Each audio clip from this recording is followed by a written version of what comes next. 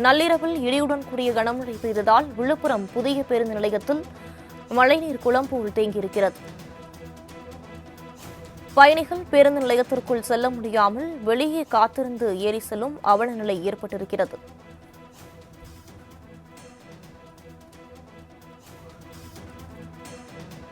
இது தொடர்பான கூடுதல் விவரங்களை வழங்குவதற்காக செய்தியாளர் மானஸ்ராஜ் இணைப்பில் இருக்கிறார். வணக்கம் மானஸ்ராஜ், விவரங்களை பதிவு பண்ணலாம். விழுப்புரம் மாவட்டத்தில் அதாவது பாத்தீங்கன்னா இந்த ஒரு வார காலமாக பகலில் கடுமையான வெப்பம் தாக்கி வருவதாகவும் இரவு நேரங்களில் தொடர்ந்து மழை பெய்து வருகிறது.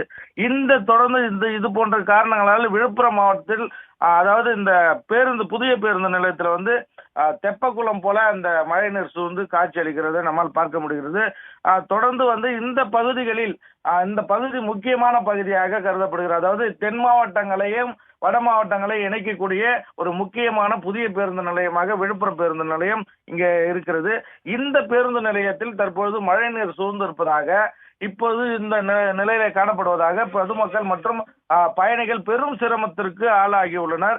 வெளியில இருந்து வருகின்ற பயணிகள், அதாவது பேருந்துல வருகின்ற பயணிகளை ஓட்டுநர்கள் பேருந்தை நிறுத்தி வெளியிலேயே, அதாவது பேருந்து நிலையத்திற்கு உள்ளே வர முடியாத சூழ்நிலையில பயணிகளை வெளியே இறக்கி விட்டு கடுமையான சிரமத்திற்கு பயணிகள் ஆளாகியுள்ளார்கள். இந்த நிலையில விழுப்புரம் நகராட்சி நிர்வாகமும் மாவட்ட நிர்வாகமும் இணைந்து ஊழியர்களை வைத்தும் பெரிய பெரிய மோட்டார்களை வைத்தும் தற்போது அந்த மழைநீரை வெளியேற்றி வருகிறார்கள்.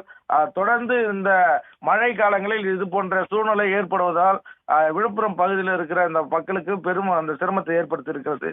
அதை தொடர்ந்து பாத்தீங்கன்னா கீழ்பெரும்பாக்கம், சுதாகர் நகர், ரெட்டியார் மில் மற்றும்